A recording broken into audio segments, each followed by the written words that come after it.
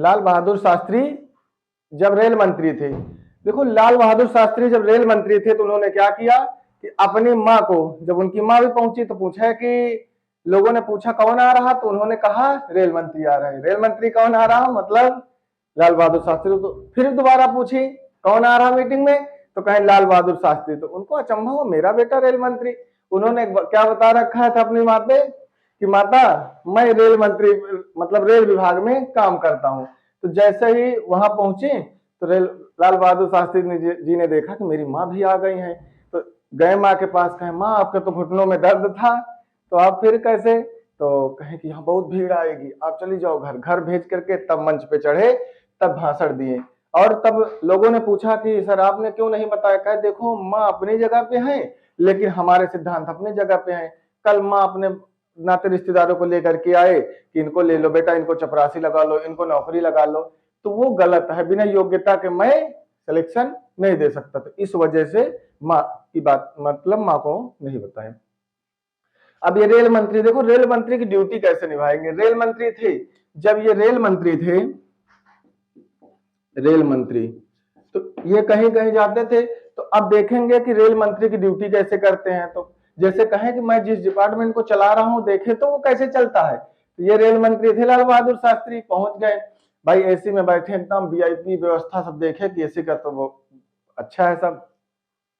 तो इन्होंने कहा रेल मंत्री लाल बहादुर शास्त्री ने कि ऐसा करें कि अब देखा जाए कि जनरल बोगी कैसे होती है। कोई सोचा भी नहीं होगा कि जनरल बोगी से देखने जाएंगे। तो जनरल बोगी में गए तो देखे भीड़, बहुत ज्यादा परेशान लोग। लेकिन इन्होंने सोचा कि भाई पैसे कम है तो उस हिसाब से व्यवस्थाएं, लेकिन पंखे तो लगाए ही जा सकते हैं। तो इन्होंने नियम पास किया था लाल बहादुर शास्त्री जी ने, तब से आज तक जनरल बोगी में पंखे लगे मिलते हैं, लाल बहादुर शास्त्री जी की देन है। अगर ये रेल में बैठे नहीं होते तो इनको तो लगता रेल का सफर बहुत अच्छा है, क्योंकि एसी में बैठ करके आए थे। आज कौन सा रेल मंत्री देख रहा है, कोई नहीं, दुनिया से कोई मतलब नहीं है, कोई डिपार्टमेंट चले ना चले, सिर्फ अपना स्रोत लोग देखते हैं। ये थे ओरिजिनल रेल मंत्री, जिन्हें हम रेल मंत्री कह सकते हैं। रेल मंत्री थे, रेल एक्सीडेंट एक हो गया, इन्होंने अपने पद से इस्तीफा दे दिए। जब वो बताए पंडित जवाहरलाल नेहरू से कि इस्तीफा ले लीजिए सर, तो इन्होंने कहा कि इस्तीफा इसलिए नहीं ले रहे शास्त्री जी, इस्तीफा इसलिए ले रहे हैं कि आने वाले रेल मंत्रियों के लिए आप एक एग्जाम्पल सेट कर रहे हैं कि अगर रेल के कोई भी हादसा होता है तो उसमें कौन जिम्मेदार होगा, रेल मंत्री जिम्मेदार होगा। ये थे हमारे लाल बहादुर शास्त्री। ईमानदारी से इनके किस्से कहानियां भरे पड़े हैं। इनके बड़े रह के जो पढ़ाई कर रहे थे तो रिपोर्ट कार्ड लेने पहुंचते थे, तो इनके जो प्रधानमंत्री थे तब भी एकदम नॉर्मल, ऐसे टीचर उठ के खड़े हुए कि सर आपको क्या जरूरत थी, हम ऐसा ही भिजवा देते। तो कहें नहीं, जो हमारे लड़के की कमी अच्छाइयां हुई आप हमसे बताइए। और अब आज ये मत सोचना कि हम प्रधानमंत्री हो गए, मंत्री हो गए, आज हम वही लाल बहादुर शास्त्री हैं जो काफी दिन पहले आपके स्कूल आया करते थे अपने बच्चे का रिपोर्ट का, तो जीना चढ़ करके गए। तो सोचो, अपने बच्चे को भी गलत सलाह कभी नहीं दिए। परिवार भी इनके कितना सिद्धांतवाद का था, कितना मानता था इनकी बातों को। जब इनके बड़े लड़के को प्रमोशन, एक बार गलत तरीके से प्रमोशन मिल गया, तो कहे पिताजी मैं प्रमोशन हो गया हूँ। तो घर पहुंचे तो कहे ऐसे कैसे प्रमोशन हो गया, आपने तो कोई शर्त पूरी नहीं की, ऑफिस को फोन घुमा दिए। कहे उनको वही पुरानी सीट पर बैठा दो जहां पर वो बैठे थे। तो अपने लड़के या परिवार के प्रति भी कितने ईमानदार थे। 1965 का साल अच्छा नहीं था, 1965 का साल अच्छा नहीं था। इसमें क्या हुआ, भारत और पाकिस्तान का युद्ध हुआ, और 1966 में क्या हुआ, सूखा पड़ गया।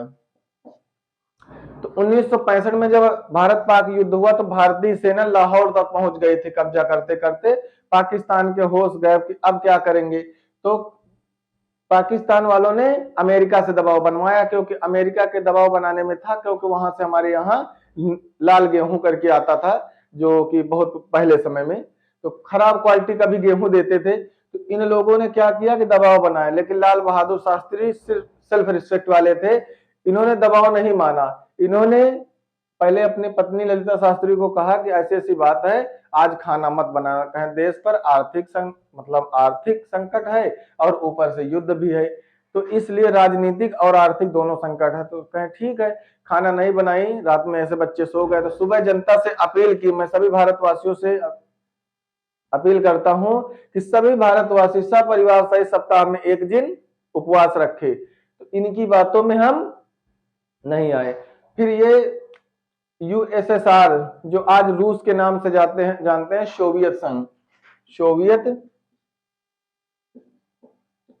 सोवियत संघ, कहें कि सोवियत संघ के कहवा दो कि वो अपना समझौता करा दे। तो सोवियत संघ के जो यूएसएसआर के प्रमुख थे उनके हक में था भी, क्योंकि सोवियत संघ के जो प्रमुख था, भाई सोवियत संघ हमारी मदद तो भी तो करते थे हर बार ना, तो उनके कहने पर लाल बहादुर शास्त्री जी मान गए। वैसे भी लाल बहादुर शास्त्री लड़ाई के शौकीन नहीं थे, लेकिन गलती पाकिस्तान की थी, इस वजह से हमें लड़ना पड़ा। फिर 1966 का, अब देखो जनवरी में रवाना होते हैं, जनवरी में रवाना होते हैं, जनवरी में रवाना होते हैं। कहें कि हम भारत, कहें कि पाकिस्तान नहीं जाएंगे, वो पाकिस्तान वाले कहें भारत नहीं आएंगे। तो जगह एक ताशकंद है, ताशकंद, ताशकंद पड़ता है उज्बेकिस्तान। ताशकंद कहां पड़ता है? उज्बेकिस्तान। यही समझौता के लिए 1966 में गए। तो अब हुआ क्या कि ताशकंद जब पहुंचे तो ठंडी का सीजन था, अब रुकना वहां काफी दिन, और बताए नहीं कि लाल बहादुर शास्त्री वही सिंपल कुर्ता पैजामा और उसके बाद ओवरकोट जो खादी का बना, ठंडी नहीं रोक सकता था। तो यूएसएसआर के प्रमुख ने देखा कि शास्त्री जी तो ऐसे कपड़ों में आ गए और जो ठंडी को रोक नहीं सकते, और तो उन्होंने एक गिफ्ट किया था शास्त्री जी को, बढ़िया बंद गले का कोट, बहुत महंगा कोट। तो पहने थैंक यू कहें कि जी धन्यवाद और बहुत अच्छा। उसके बाद दूसरे दिन जब फिर गए मीटिंग में, डेलीगेशन में, तो देखिए कि शास्त्री जी फिर उन्हीं कपड़ों में। तो उनको यूएसएसआर के प्रमुख को वो हुआ कि हमने जब इतना महंगा कोट दिया तो शास्त्री जी ऐसा क्यों कर रहे हैं।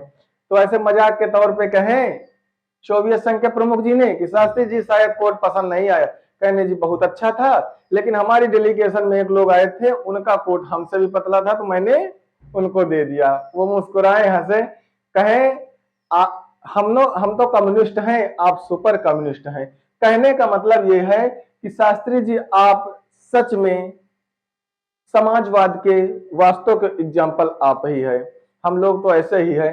तो उसके बाद जब यहां से रवाना होते हैं जनवरी में, समझौते के लिए ताशकंद समझौता उज्बेकिस्तान में पड़ता है। यूएसएसआर मतलब सोवियत संघ के प्रमुख और यहाँ पाकिस्तान के जो प्रधानमंत्री रहे कौन थे? अयूब खान, अयूब खान, अयूब खान और शास्त्री जी के बीच में ये समझौता होता है। तो अयूब खान और शास्त्री जी, तो यहां से जब रवाना हुआ तो पत्रकार ने मजाक के मूड में कहा, शास्त्री जी शायद आप जान नहीं रहे, उनके अयूब खान जी की तो हाइट बहुत लंबी है, क्योंकि सेना के प्रमुख थे, तगड़े लंबे थे, 6 फीट के थे, 6 फीट 2 इंच के, और शास्त्री जी की हाइट 5 फीट 2 इंच। तो पत्रकार ने के मजाक के मूड में रहे तो कहे शास्त्री जी आपकी तो हाइट कम है। तो कहे इसमें निगेटिव क्या बात है, वो जब अयूब खान जी से हमसे बात करेंगे तो नजरें झुका करके बात करेंगे क्यों, उनकी हाइट ज्यादा है, और हम जब उनसे बात करेंगे तो नजरें उठा करके बात करेंगे क्योंकि हमारी हाइट कम है। तो इसको निगेटिव मत लीजिए। तो ये अपना जो भी रहा बातें दोनों लोगों के बीच। वहां पहुंचे, भाई कुछ क्षेत्र जो नहीं देने चाह रहे थे शास्त्री जी कि अब हम ये जो कब्जा कर लिए हैं ये क्षेत्र देंगे नहीं। अब पता नहीं कौन सा राजनीतिक दबाव बना है, कैसे क्या हुआ है, अब कोई वहां लिखित तो प्रमाण था नहीं। फिर जो भी चीजें नहीं राजी थी वो भी देना पड़ा शास्त्री जी को कि ये हिस्सा हम नहीं देंगे, लेकिन फिर भी देना पड़ा क्योंकि सोवियत संघ के प्रमुख ने बीच बचाव के लिए समझौता करवाया था। समझौता हो गया, शास्त्री जी खुश नहीं है, और उसके बाद घर फोन लगाए अपनी पत्नी ललिता शास्त्री, तो उनकी बड़ी बेटी ने फोन उठाया तो कहा कि माँ से अपनी बात कराइए। जब शास्त्री जी ने फोन लगाया तो उनकी बड़ी बेटी घर पर उठाई, तो कहे माँ आपसे बात नहीं करेंगे क्योंकि सब लोगों ने रेडियो पे सुन लिया है, आपने जो कहा था कि मैं ये क्षेत्र नहीं दूंगी वो आपने क्षेत्र दे दिया। तो शास्त्री जी बहुत उदास हुए क्योंकि पत्नी वही पत्नी है जो कभी उनके लिए आम लेकर के गई। तो एक देखो कहानी वही उसी जगह की है कि शास्त्री जी सविनय अवज्ञा आंदोलन में जेल में बंद थे, तो इनकी पत्नी ललिता शास्त्री आम लेकर के गई थी 2 और छिपा करके किसी तरह शास्त्री जी को दे दूंगा, आम का नहीं सीजन चला जाएगा। तो ये जैसे ही वहां गए तो देखें कि पत्नी कुछ लेकर के आई, तो इशारा किए, कहें लो आम ले लो। तो शास्त्री जी ने तेज आवाज में आवाज लगाया, जेलर साहब दौड़ आइए, क्योंकि कहा कि क्या बात है? तो कहें देखो मेरी पत्नी जुर्म कर रही है, आम दे रही है, जो कि आपको रोकना चाहिए, आपके यहाँ कैसे चेकिंग नहीं होती? तो जो पत्नी को कैसा लगा होगा। तो ये थी इनकी कहानी, मतलब ईमानदार तो एकदम ईमानदार। आज के नेता अगर ईमानदार हो जाए तो देश की भुखमरी, गरीबी, सारी व्यवस्थाएं सही हो जाए, देश बहुत अच्छी स्थिति में पहुंच जाए। क्योंकि न देश का कर्मचारी, न अधिकारी और न नेता कोई ईमानदारी से काम नहीं करता, बस पद मिले लूटो खाओ, पीढ़ियां खाएं आराम से। ये आज की देश की स्थिति है। तो फोन की तो उन्होंने कहा मम्मा बात नहीं करेंगी, क्योंकि आप रेडियो में सभी लोगों ने सुन लिया जो क्षेत्र। तो कहा ठीक बेटा रखो फोन। फिर जो इनके सेक्रेटरी के रूप में गए थे, इनसे पूछे कि भारत में क्या प्रक्रिया चल रही, कैसे आए हैं लोगों के बयान। कहें सब लोगों ने इसकी निंदा की, हमें ये क्षेत्र नहीं छोड़ने चाहिए। शास्त्री जी फिर उदास हुए। तो कहते हैं कि इनकी जो मृत्यु हुई हार्ट अटैक से हुई है, या कोई प्लान जहर दे करके मर्डर था, क्योंकि ना ताशकंद वहां पर कोई इनका पोस्टमार्टम हुआ, न भारत में कोई पोस्टमार्टम हुआ। 11 जनवरी 1966 को एक छोटे से कमरे में इनकी मृत्यु, ऐसे पड़े थे लेटे, सुबह जब दरवाजा खुला तो इनकी मृत्यु। मरणोपरांत भारत रत्न 1966 में दिया गया, भारत रत्न 1966 में मरणोपरांत दिया गया लाल बहादुर शास्त्री को। अब लाल बहादुर शास्त्री का ताबूत बढ़िया सा सजा करके वहां से आया। तो अयूब खान जी पहले विदेशी हैं जिन्होंने कंधा दिया, यूएसएसआर के प्रमुख ने इनके मृतक शरीर को कंधा दिया, और बहुत गर्मजोशी के साथ, मतलब ये बहुत बड़ा सम्मान होता है किसी देश का, जो कि भाई हम मान ले ये पड़ोसी हैं, अयूब खान पाकिस्तान के है, ठीक है, पाकिस्तान के, और ये शास्त्री जी अपने भारत के हैं। लेकिन ये तो दुनिया के सुपर पावर थे, सोवियत संघ, इनके प्रमुख ने कंधा दिया शास्त्री जी को। जब वहां घर पर डेड बॉडी पहुंची तो कोई मान ही नहीं रहा था कि ऐसे कैसे मृत्यु हो सकती। लाल बहादुर शास्त्री ऐसे, उनकी पत्नी ललिता शास्त्री ने भी कहा ऐसे नहीं मर सकते, कोई ना कोई तो खेल था, कोई ना कोई तो बात थी, ऐसे नहीं मर सकते।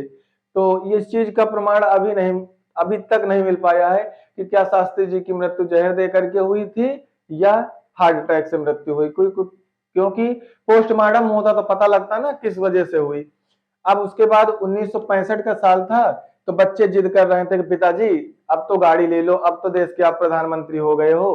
तो 1965 में एक फिएट गाड़ी लेते हैं। फिएट गाड़ी 12,000 की मिलती है। पूछे सेक्रेटरी से कितने की मिलती, तो कहें जी 12,000 की मिलती। तो उनके अकाउंट में 7,000 रुपए थे। सोचो प्रधानमंत्री के अकाउंट में 7,000 रुपए थे। तो वो 5,000 का लोन लिए थे पीएनबी, पंजाब नेशनल बैंक से, और 1966 में इनकी मृत्यु हो गई तो किस्त भरी नहीं जा सकी। जब इंदिरा गांधी की सरकार आई तो उन्होंने कहा कि मैं आपकी किस्त को माफ करवा दूंगा। तो ललिता शास्त्री जी ने कहा कि नहीं, मुझे जो पेंशन मिलेगी मैं पेंशन के पैसे से भर दूंगा, क्योंकि मेरे पति इतने वसूलों वाले थे, वो मरने के बाद कभी नहीं स्वीकार करेंगे कि हम इसको माफ करवा ले। तो इनकी विधवा पत्नी जो ललिता शास्त्री जी थी, वो 4 साल तक किस्त को भरती रही, तब जब किस्त भर गई तब माने कि हमारी गाड़ी है।